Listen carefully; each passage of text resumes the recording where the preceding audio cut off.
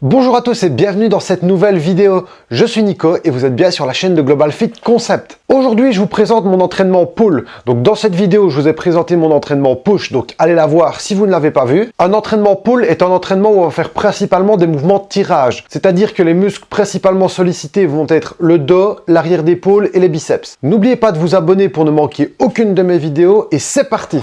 Comme vous pouvez le voir ici, l'entraînement pull est celui du mardi. La séance est composée de 4 exercices dos, un trapèze, un deltoïde arrière et un biceps. Donc au total, 7 exercices. Pour le dos, j'ai essayé de varier les angles, mais il ne faut pas oublier que je refais tout le haut du corps le vendredi lors d'un entraînement upper. Je travaille donc tous les muscles sous tous leurs angles. Après un échauffement global du corps, je commence par échauffer spécifiquement le mouvement que je vais travailler. J'ai donc commencé par des tractions avec un élastique assez résistant, vu que mon poids de corps est trop élevé pour un échauffement. Je fais donc une série de 10-12 répétitions avec élastique. Je commence ensuite à faire mes séries de travail aux tractions pronation largeur un peu plus large que les épaules. Je fais 4 séries de 6 répétitions avec 2 minutes de récupération. Pour avoir le meilleur recrutement possible du grand dorsal et donc développer le fameux V dans le dos, il faut sortir la poitrine. Il faut que les coudes tirent vers le bas et il faut décrocher l'épaule en bas du mouvement. Il ne faut pas rester fixe au niveau des omoplates. Il ne faut pas tendre totalement les bras en bas du mouvement, à l'exception de si vous souhaitez passer des tests pour rentrer à l'armée, la police ou encore faire des concours de traction, alors là il faudra s'entraîner en tendant totalement les bras. Mais dans l'optique du bodybuilding, ce n'est pas nécessaire, car on perd la tension dans le dos et lorsque l'on tend les bras, le biceps est en position de faiblesse. Quand vous savez réaliser une dizaine de répétitions, n'hésitez pas à vous lester. Deuxième exercice, le rowing buste penché. Le but de cet exercice est de travailler l'épaisseur du dos et donc les trapèzes, les rhomboïdes, etc. Pour ce mouvement, je commence également par une petite série d'échauffement barre à vide. Je fais ensuite 4 séries de 8 répétitions avec un temps de récupération de 2 minutes. La barre était ici à 58 kg. Le but sur le rowing n'est pas de soulever la charge la plus lourde en se servant de tout le corps, mais d'isoler et de tirer avec la force du dos. Je prends une prise en pronation à peu près largeur d'épaule. J'essaie de garder les coudes le long du corps et de tirer avec les coudes.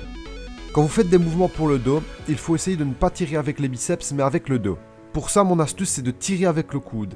Il faut imaginer que le coude est une articulation sans muscle. Pour recruter au maximum les interscapulaires, donc trapèze, rhomboïdes, etc., il faut en bas du mouvement décrocher l'épaule et laisser les omoplates s'éloigner.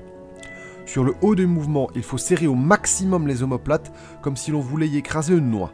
L'exercice suivant est du shrug, un exercice pour les trapèzes supérieurs. C'est un muscle que je n'ai jamais travaillé car il grossissait seul sans le travail en spécifique.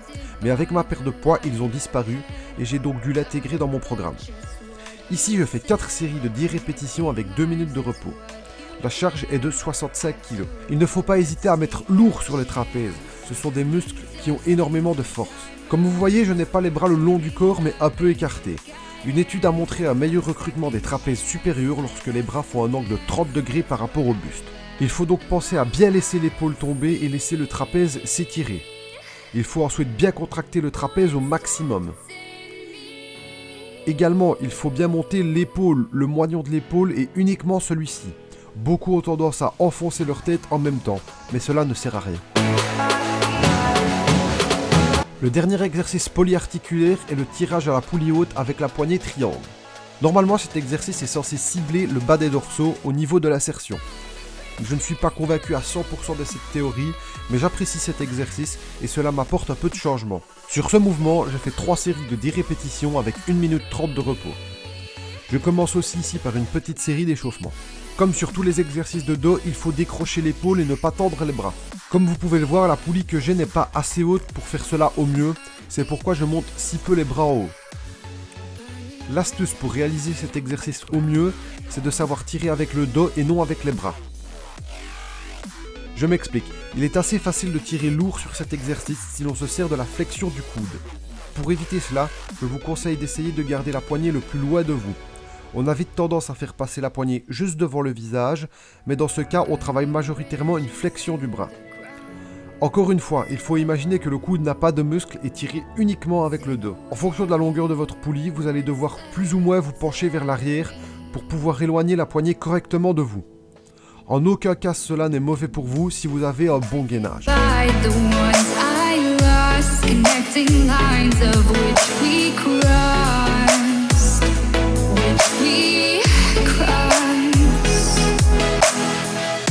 Le premier exercice d'isolation est le pull-over.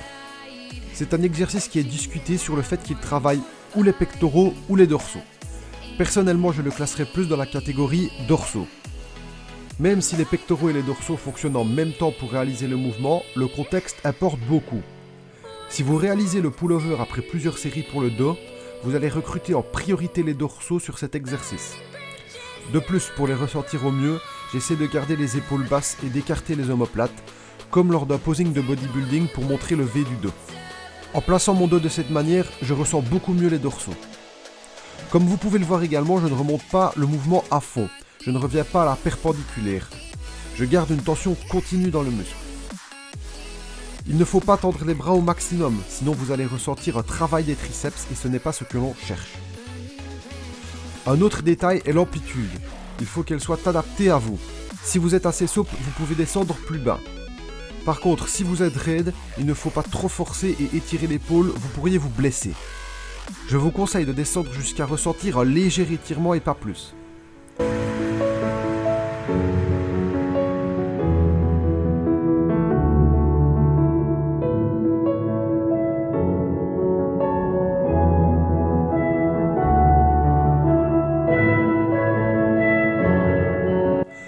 Pour cet exercice, j'ai fait 3 séries de 15 répétitions avec un temps de repos d'1 minute. L'haltère fait 18 kg.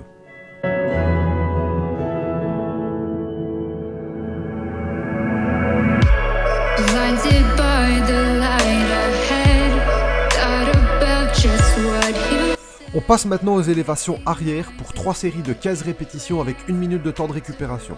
Cet exercice cible le deltoïde postérieur. En général, chez la majorité des pratiquants de musculation, le deltoïde postérieur est en retard par rapport au deltoïde antérieur. Cela crée donc un déséquilibre dans l'épaule. Ces personnes ont donc une épaule enroulée vers l'avant, ce qui n'est pas très beau et cela peut engendrer des pathologies.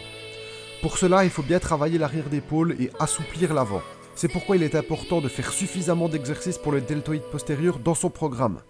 Vous pouvez voir également que je fais cet exercice sur un banc incliné. Je le fais sur banc pour ne pas me servir d'un élan lorsque l'on est penché vers l'avant et donc cibler au mieux l'arrière d'épaule. Également, je mets moins de pression sur le bas du dos vu que je suis appuyé. Et pour finir, je peux mieux contrôler le mouvement de mes omoplates en étant stabilisé. J'incline le banc à 15 degrés pour être le plus horizontal possible. Je garde ici aussi les coudes légèrement pliés afin de ne pas me servir des triceps pour faire le mouvement. Un point très important pour réaliser correctement le mouvement, c'est de placer correctement ses omoplates. Il faut réussir à les garder écartés et immobiles. Si vous faites un mouvement des omoplates, une partie du mouvement sera réalisée par les muscles interscapulaires et non par le deltoïde postérieur.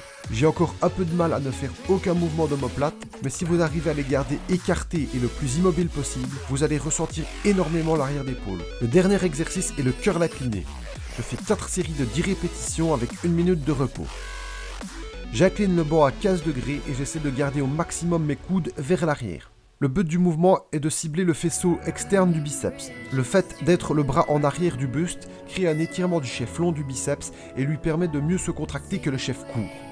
Quand vous commencez cet exercice, il faut bien le réaliser de manière complète et donc presque tendre le bras en bas du mouvement. C'est cet étirement qui rend le mouvement aussi efficace. Si vous regardez la position de mes mains, je ne les mets pas totalement en supination, donc pouce vers l'extérieur, car je ressens des douleurs dans le poignet. Je préfère me mettre en demi-supination, de cette façon je peux forcer correctement sans risquer de me blesser. Lorsque l'exercice devient plus dur et seulement sur les dernières répétitions, j'avance légèrement le coude pour pouvoir finir ma série. Mon schéma de progression ici n'est pas la charge, mais le nombre de répétitions. Comme je ne suis pas très fort sur les biceps, il me faut beaucoup de temps pour progresser. C'est pourquoi j'ajoute uniquement une répétition sur une seule série par semaine. Si j'essaie plus, l'effort est trop dur et je ne sais pas finir mes séries. Quand je saurai faire environ 4 séries de 20 répétitions à 12 kg, je passerai alors à 4 séries de 10 répétitions à 14 kg. Sur la dernière série, j'utilise le rest pause. C'est une méthode pour prolonger la série et pouvoir la finir. Je pose donc les haltères sur mes jambes quelques secondes afin de récupérer un peu d'énergie, puis je continue ma série. C'est un bon moyen de gagner quelques répétitions sur une série.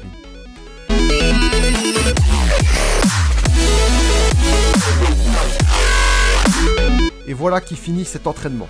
Donc voilà, vous venez de voir mon entraînement pole, c'est déjà la fin de cette vidéo. J'espère qu'elle vous aura plu. Si c'est le cas, n'hésitez pas à liker, commenter et partager cette vidéo. Sur ce, je vous dis à la prochaine. Ciao!